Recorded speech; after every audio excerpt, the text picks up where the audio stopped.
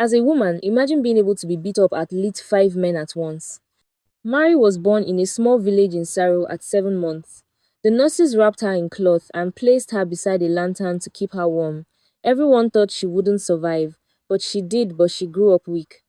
Her bones were thin, and she fell sick often. In school, the other children laughed at how slow she was, how she struggled to climb stairs, how her hands shook when carrying her books. Mary hated fetching water. The gallon felt like it was filled with rocks. She cried most evenings from the pain in her back and shoulders. Her mother would massage her gently while whispering that God would make a way. But even Mary didn't believe that anymore. One night, after crying herself to sleep, something strange happened. In her sleep, she saw a man standing by a white tree.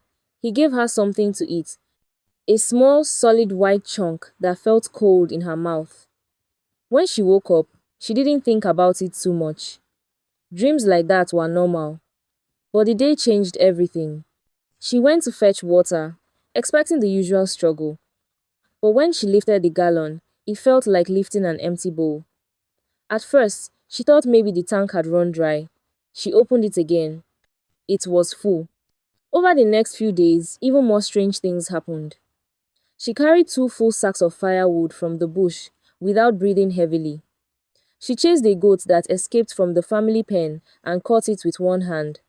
Then one day, when her mother was trying to move a broken cupboard, Ijoma lifted it with one arm and placed it outside. Her mother just stared at her.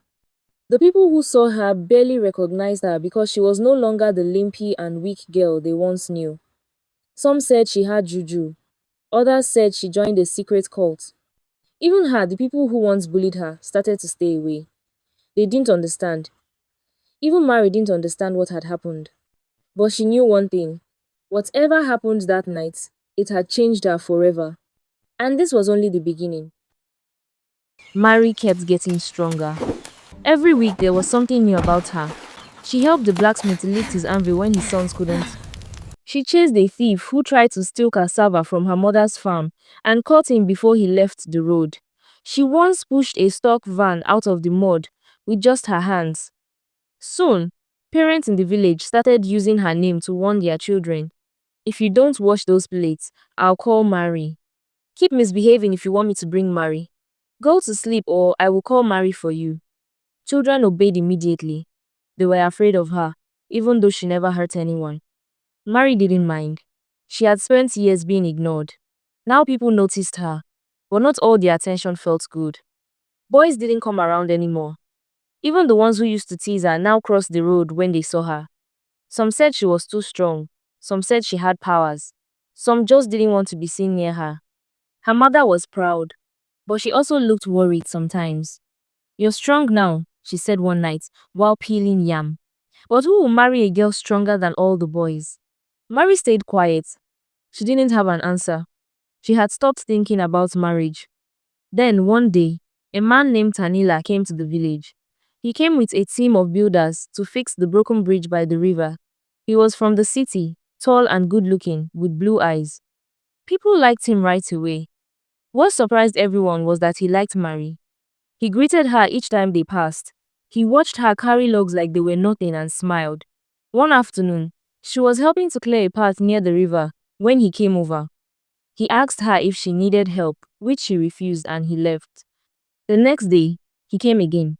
This time, he sat on a rock and watched her split firewood. You don't get tired? He asked.